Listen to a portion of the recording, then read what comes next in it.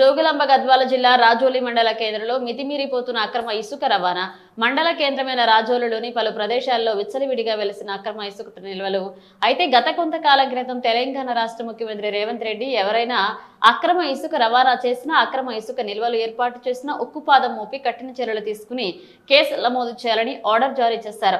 ఇందుకు అనుగుణంగా జిల్లా ఎస్పీ, జిల్లా కలెక్టర్ ఆదేశానుసారం పలు చోట్ల అక్రమ ఇసుక వాహనాలపై, అక్రమ ఇసుక నిల్వలపై అధికారులు దాడులు చేసి కేసులు కూడా నమోదు చేసే సందర్భాలు ఉన్నాయి.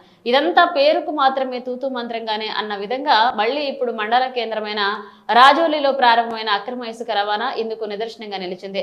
కొంతమంది అధికారుల మీద అధికార పార్టీకి చెందిన నాయకుల ఒత్తిళ్ల వల్ల అక్రమ ఇసుక రవాణాను, అక్రమ ఇసుక నిల్వలను ఉన్నత అధికారులు చూసి చూడనట్లుగా వదిలేస్తున్నారని ప్రజలు గుసగుసలాడుతున్నారు.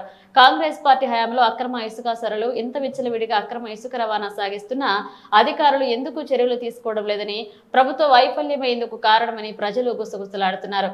పగల ఇసుకను డంపులు వేసి రాత్రి వేళల టిప్పర్లు, ట్రాక్టర్ల ద్వారా తరలిస్తున్నారు.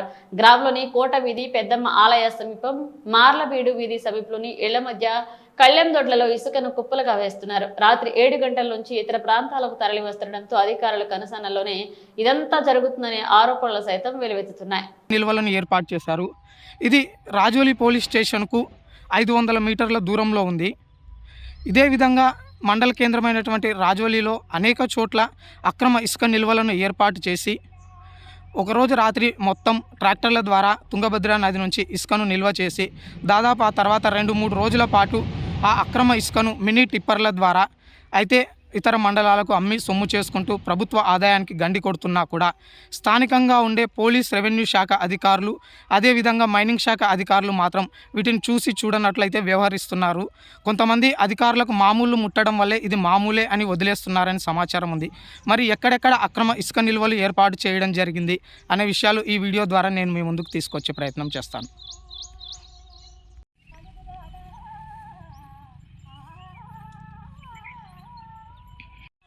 మండల కేంద్రమైనటువంటి రాజోలిలో ఇది మరొక చోట ఏర్పాటు చేసినటువంటి అక్రమ ఇసుక నిల్వ అన్నమాట. ఈ విధంగా చాలా చోట్ల అయితే అక్రమ ఇసుక నిల్వలను అయితే ఏర్పాటు చేశారు. అవన్నిటిని కూడా నేను ఈరోజు మీ ముందుకు తీసుకొస్తాను.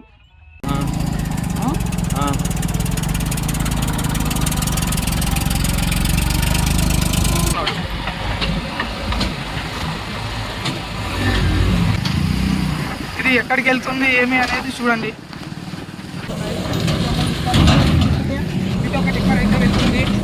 మరి ఇంత క్లియర్గా వెళ్తుంటే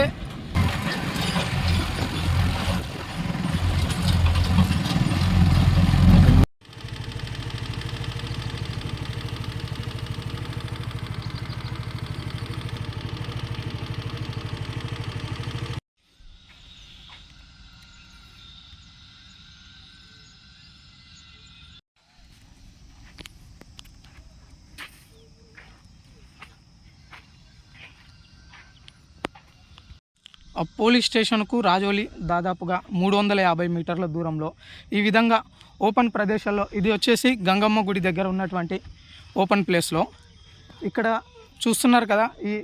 ఇక్కడ మొత్తం రాత్రిపూట ఇసుకను నిల్వ చేసి డంప్ చేసి ఆ తర్వాత జేసీబీల సహాయంతో మినీ టిప్పర్ల ద్వారా అయితే ఈ విధంగా నిల్వ చేసినటువంటి ఈ ఇసుక ఏదైతే ఉందో వీటన్నిటినీ కూడా అర్ధరాత్రి పూట ఇతర మండలాలకైతే అమ్మడం జరుగుతుంది. ఇంత జరుగుతున్నా కూడా అధికారులు మాత్రం ఎందుకు ఇంత నిర్లక్ష్యంగా ఉన్నారు? కేవలం అధికార పార్టీ నాయకుల ఒత్తిళ్లే దీనికి కారణమా అని కూడా మనం ఆలోచించవచ్చు.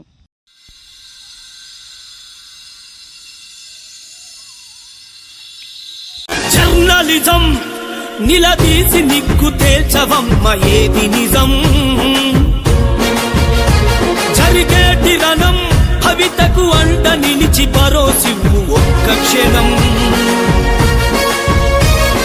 జర్నలిజం నిలదీసి నిగ్గు తేల్చవమ్మ ఏది నిజం,